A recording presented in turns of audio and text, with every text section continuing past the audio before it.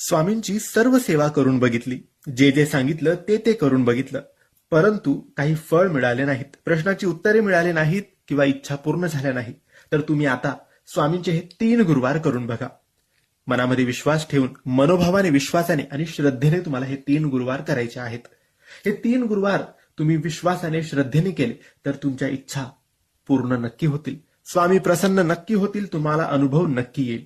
मित्रांनो, फक्त 3 गुरुवार आणि तुमची प्रत्येक इच्छा पूर्ण होणारच. स्वामी समर्थांच्या कृपेने जीवनात चमत्कार घडतात.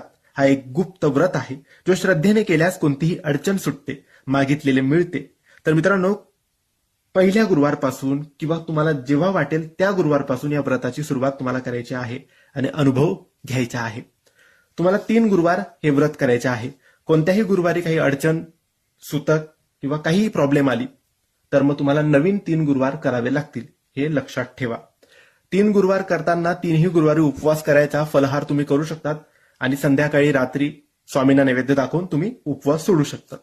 हे झालं उपवास कसा करायचा आणि नियमांचं पालन. नियमांमध्ये तुम्ही व्यसन, मांसाहार या 3 गुरुवारमध्ये करायचं नाही. आता तुम्हाला काय करायचं आहे तर सकाळी लवकर उठायचं, अंघोळ करायची, स्वामींना नमस्कार करायचा आणि स्वामींसमोर स्वामी चरित्र सारामृत या पारायणाचे 7 अध्याय वाचायचे आहेत पहिल्या गुरुवारी.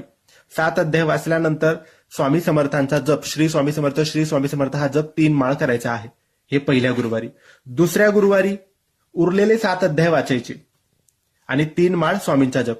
आणि शेवटच्या गुरुवारी शेवटचे 7 अध्याय वाचायचे आणि श्री स्वामी समर्थांचा जप 3 माळ. एकूण 21 अध्याय असतात.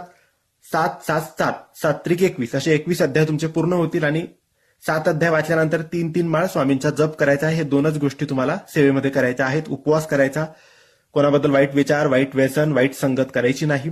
शेवटच्या गुरुवारी अन्नदान करा, कोणाला जेवण खाऊ घाला किंवा कोणाला तरी अन्न जाऊन द्या, स्वामींच्या मठात, केंद्रात जाऊन स्वामींचे दर्शन घ्या. अशा रीतीने सोप्या सरळ पद्धतीने तुम्ही ही सांगता, हे उद्यापन किंवा हे पारायण करू शकतात. आणि शेवटच्या दिवशी उद्यापन सोप्या रीतीने करायचं आहे. फक्त चांगला आहार घ्या, फलहार करा, रात्री उपवास सोडा. फक्त एकच गुरुवारी म्हणजे 3ही गुरुवारी उपवास करायचा आहे. आठवडाभर किंवा पूर्ण 21 दिवस उपवास करायचे नाही. तर तुम्ही नक्की मित्रांनो हे 3 गुरुवार करून बघा, चमत्कार होतो. फक्त आपल्या मनात विश्वास पाहिजे, श्रद्धा पाहिजे. करून बघा आणि विश्वास असेल तर कमेंट्समध्ये श्री स्वामी समर्थ लिहायला अजिबात विसरू नका. धन्यवाद.